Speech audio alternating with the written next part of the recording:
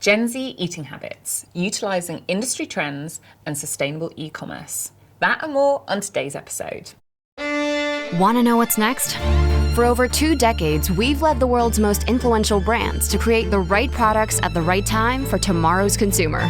This is WGSN's Client Questions Answered. Hello and welcome to the show where our experts from around the globe unpack your biggest challenges. I'm Carla Bazzashi, CEO at WGSN. Let's get to it. Our first question comes from a client asking, how will Gen Z eating habits inspire new food product development? Let's head to Singapore to hear from Rachel Tan, our strategist for food and drink. Over to you, Rachel.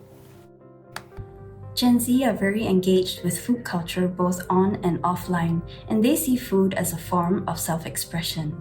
Aided by TikTok, Gen Z is redefining homemade in the kitchen, embracing scratch cooking alongside prepared ingredients for a mix and match approach. So for example, using items such as frozen pajeon, which are Korean-style scallion pancakes, they are putting their own spin on it to make things like breakfast burritos. Brands can create products that enable such creative expression but still offer a helping hand. Draw from global cuisines for flavor inspiration that reflect the diversity of Gen Z. Offer the sense of discovery and sensory stimulation that young people crave. Conscious consumption is key for Gen Z who are engaged with environmental and social justice issues.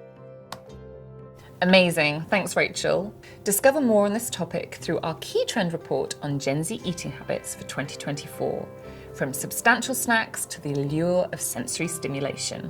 Our next question comes from a client asking, what importance do trends in other industries have to my brand? Should I be paying attention to them and how could I apply them? A really great question. Let's pass this one over to Vitor, our consultant based in Sao Paulo. Looking at different markets can be very inspiring because consumers have values and preferences that can be cross-category, but some industry can be much more mature than others in some ways. So for example, while the beauty category can have rich inspirations on how to incorporate sustainability into packaging, the tech category has some nice benchmarks in the accessibility universe. If I work in a company from a completely different sector, such as a bank or a hospital, I need to understand that I still speak with the values and interests of the same zeitgeist, and I need to look at this reference and translate them into my business. Brilliant, thank you Vitor. Our final question for today comes from a client asking, the e-commerce side of our business is booming. What's best practice for ensuring our shipping packaging is sustainable? Giving us their take on this topic is Katie Wraith, our senior trend forecaster for packaging based in London. Over to you, Katie. There's 3 main things to focus on here. The first is material choice.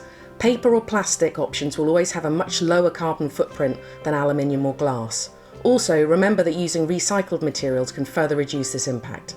Secondly, the power source of the production factory is really important, accounting for up to 75% of a package's total emissions. Look to suppliers that are using green energy to significantly reduce your footprint. Finally, consider end-of-life waste streams, particularly for low-carbon options like pouches, which are not always easily recyclable. Think about offering a free post-return scheme so that you can reuse this packaging rather than it being landfilled.